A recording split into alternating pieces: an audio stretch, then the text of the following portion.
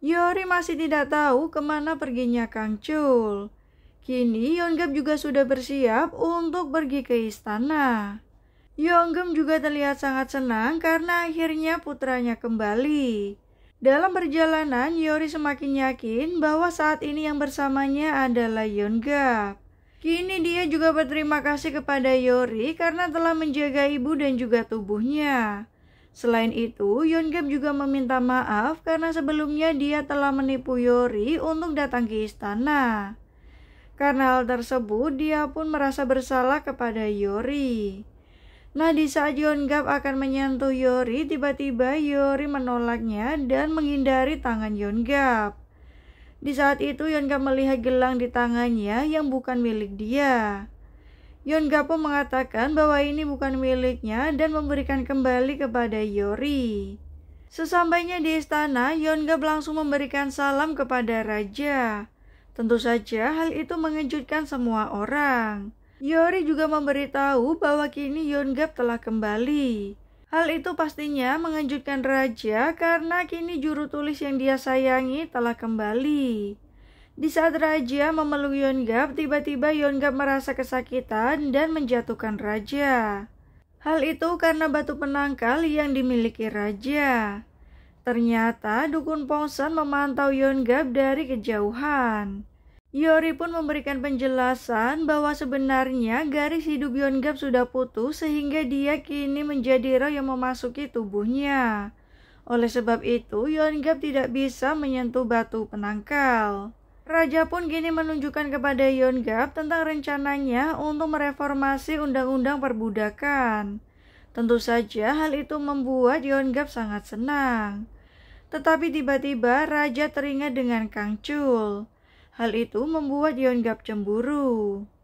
Di saat Yonggap akan kembali bertugas, tiba-tiba telinganya sangat sakit. Hal itu terjadi terus-menerus hingga dia pulang ke rumah. Tiba-tiba dukun Pongsan pun langsung menemuinya dan menawarkan bantuan. Namun Yonggap tahu bahwa Pongsan adalah kaki tangan dari roda 8 kaki. Selain itu, Pongsan juga memberitahu bahwa Yonggap tidak bisa terus tinggal di tubuhnya. Namun Pongsan menawarkan bantuan dan menyuruh Yonggap untuk menuangkan air ke batu penangkal milik raja. Pongsan berjanji jika Yonggap menuruti perintahnya, dia akan membuat Yonggap tinggal di tubuhnya selamanya. Yonggap pun terlihat mengambil air di botol itu. Tetapi akhirnya Yonggap memecahkan air tersebut. Dia pun tidak sudi untuk menyakiti raja. Di sisi lain, Yori bertanya kepada Bisu Gasop tentang hilangnya Kang Chul. Dia takut jika Kang Chul menghilang seperti Bibi. Sementara itu, Yonggem sangat senang karena akhirnya putranya bisa kembali. Dia pun terus menjaga Yonggap hingga tertidur.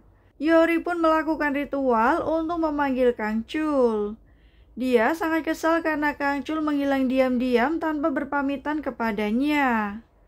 Di sisi lain, Yonggap yang sedang tertidur tiba-tiba terbangun dan Kang Chul pun akhirnya kembali. Namun dalam tubuh Yonggap terdapat jiwa Kang Chul yang keduanya saling berebut. Kang Chul ingin menemui Yori tetapi Yonggap melarangnya. Mereka berdua saling berdebat di dalam tubuh tersebut dan tidak ada yang mau mengalah. Akhirnya Yori pun berusaha untuk menghentikannya. Kang Chul pun bertanya apa sebenarnya yang sedang Yonggap rencanakan. Di sisi lain, Pongsan akhirnya tahu jika Kang Chul muncul kembali. Nah, tiba-tiba telinga Yonggap kembali sakit hingga membuatnya pingsan. Yori pun terlihat sedikit khawatir. Setelah Yori pergi, Yonggap kembali merasa kesakitan di telinganya. Yonggap pun kemudian berjalan keluar rumah. Perlahan saat dia berjalan keluar, ternyata dia menemukan botol minum yang pernah diberikan oleh dukun Pongsan. Nah, keesokan harinya ketika Yori akan pergi ke istana, dia melihat kamar Yonggap. Ternyata Yonggap sudah pergi sejak awal.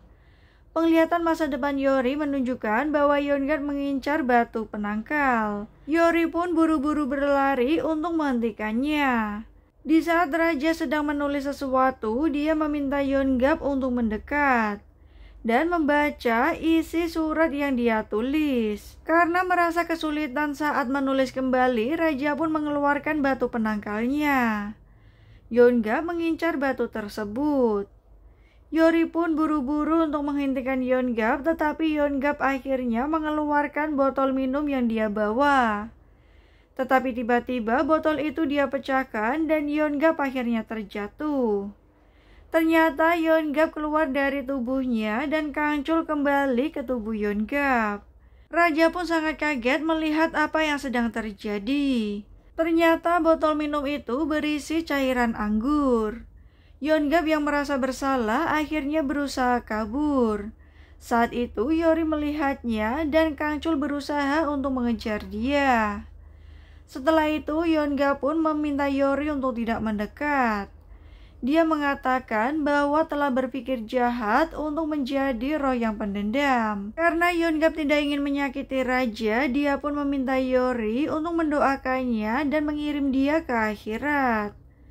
Tentu saja hal itu membuat Yori sangat sedih. Setelah Kangcul kembali ke rumah, Yonggap menyadari bahwa dia bukanlah Yonggap. Tentu saja Yonggap sangat sedih dan memohon agar mengembalikan putranya. Yonggap pun hanya bisa menangis melihat ibunya. Kini Biksu Gasop akan menuntun agar Yonggap kembali ke akhirat. Mereka mengadakan ritual kecil untuk mengirimnya. Yori dan ibu Yonggap juga memberikan penghormatan terakhirnya. Sementara Biksu Gasop memimpin ritual tersebut. Kini Yonggap sudah memakai pakaian putih dan bersiap untuk meninggalkan semuanya. Dia juga mengatakan bahwa kematiannya bukan salah Yori. Yonggap yang melihat hal tersebut merasa sangat sedih dan berharap bisa melihat Yonggap. Tetapi akhirnya Yonggap memeluk Yonggap dan mengucapkan terima kasih karena bisa menjadi putranya. Di sisi lain, raja juga memberikan penghormatan terakhir kepada Yonggap. Dia juga merasa sangat sedih karena akhirnya raja benar-benar kehilangan juru tulis kesayangannya. Nah, tiba waktunya Yonggap untuk pergi. Kangcul bertanya kenapa Yonggap tidak mengungkapkan perasaannya kepada Yori. Namun Yonggap tahu bahwa orang yang dicintai Yori adalah Kangcul. Yonggap juga berpesan agar Kangcul menjaga Yori serta ibunya. Di sisi lain, Bongsan menemui Menteri An dan meminta dia untuk menuangkan anggur ke batu penangkal milik raja. Menteri An takut tetapi dia tidak bisa kehilangan jabatan untuk naik pangkat menjadi Perdana Menteri. Di saat Bongsan akan pulang, dia berpapasan dengan Jung Sason. Karena dia adalah ahli pedang, Bongsan akan memanfaatkannya. Keesokan harinya, Pangeran Yiguang terlihat bermain bola bersama dengan ayahnya, Raja Yisung. Sementara Yori membereskan dapur milik Yonggap dan juga memenuhi semua kebutuhan dapur. Karena Yori memutuskan untuk meninggalkan rumah Yonggap. Setelah dia mengirim roh Yonggap, Yori merasa tidak enak jika terus tinggal di rumah tersebut. Selain itu, Yonggap juga sudah mengetahui bahwa yang berada di dalam tubuh anaknya bukanlah Yonggap melainkan Kangcul. Dia pun meminta Kangcul untuk segera pergi meninggalkan rumah tersebut. Kini Yori dan juga Kangcul akan menginap di penginapan. Nah, Kangcul kesal kenapa Yori tidak meminta raja untuk membelikan rumah. Selain itu, Kangcul pun menghindari Yori untuk tidur bersama. Yori juga masih terus akan mengejar roh 8 kaki karena roh neneknya yang ditelan. Selain itu, dia juga ingin membebaskan dendam dari Chon Gum Hui. Nah, Yori pun menyuruh Kangcul untuk mendekat. Tetapi Kangcul menolaknya. Tiba-tiba Kangcul menarik tangan Yori dan mengatakan bahwa dia belum tahu cara keluar dari tubuh Yonggap. Mungkin itulah sebabnya dia akan menunda naik ke langit dan hidup sementara menjadi seorang manusia. Tentu saja hal itu membuat Yori sangat terkejut. Tiba-tiba Yonggap datang menemui mereka dan meminta mereka berdua untuk segera pulang. Yonggap tidak ingin mereka berdua pergi dari rumahnya. Akhirnya Yori dan juga Kang Chul pun kembali. Keesokan harinya Menteri An akan melakukan rencananya. Dia mendapat kabar dari Jung Sason bahwa Raja, Ratu, Pangeran dan juga Ibu Suri akan pergi bertamasya. Namun sebenarnya mereka akan mengadakan ritual untuk roh 8 kaki atau untuk roh Chun Gum Hui. Raja kemudian mendatangi Ratu dan memberikan batu penangkalnya. Karena saat ini Ratu juga sedang mengandung, dia tidak ingin sesuatu terjadi kepada istrinya. Sementara itu, Yori masih mempersiapkan jubah hitam yang pernah digunakan neneknya untuk mengadakan ritual dan memanggil roh kematian. Namun ritual itu sangat beresiko karena bisa membuat dukun yang membaca mantra meninggal. Yori pun masih mempertimbangkan untuk mengadakan ritual tersebut. Di sisi lain, Inson akhirnya menemui Kang Chul dan memberikan bunga caragana karena kali ini bunga tersebut sudah mekar.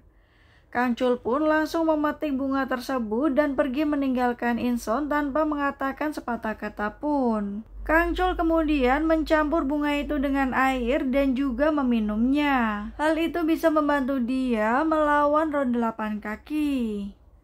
Nah, kini ritual untuk memanggil roh 8 kaki pun akhirnya dilaksanakan. Semua orang sedang menunggu karena Raja bersiap memohon ampun kepada Chun Gum Hui. Yori pun memulai aksinya dan mulai membacakan mantra agar roh 8 kaki segera datang. Tiba-tiba Yori merasakan ada sesuatu yang aneh. Tiba-tiba Jung Sason terlihat dirasuki oleh roh 8 kaki.